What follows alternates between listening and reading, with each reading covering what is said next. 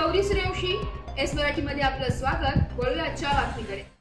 दिंडोरी तालुक्यात गेल्या 2 ते 3 दिवसांपासून परतीच्या पावसाने कहर केला असो या पावसामुळे शेतकऱ्यांच्या शेती पिकांचे नुकसान झाल्याचं शेतकऱ्यांकडून बोलले जात आहे।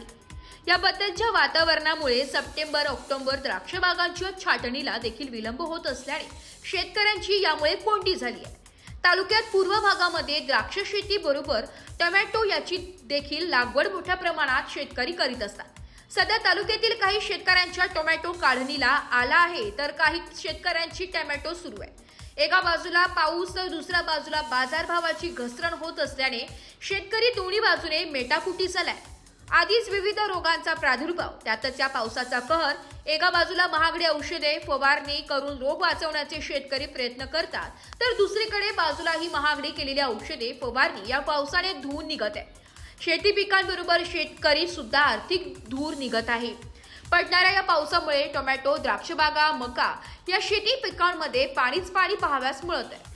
त्यामुळे शेतकऱ्यांनी करायचे काय असा प्रश्न उपस्थित केला जातोय। गेल्या काही वर्षांपासून नैसर्गिक आपत्ती शेतकऱ्यांचा पिछा सोडत असल्याने शेती करावी की नाही अशी चिंता शेतकऱ्यांना भेडसावत आहे। तरी शासनाने याबाबत ठोस पावले उचलून संबंधित विभागाकडून पंचनामे करून नुकसानग्रस्त शेतकऱ्यांना तत्काळ मदत द्यावी अशी मागणी नुकसानग्रस्त शेतकरी करीत आहे। एस मराठी न्यूजसाठी तालुका प्रतिनिधी बापू चव्हाण, दिंडोरी।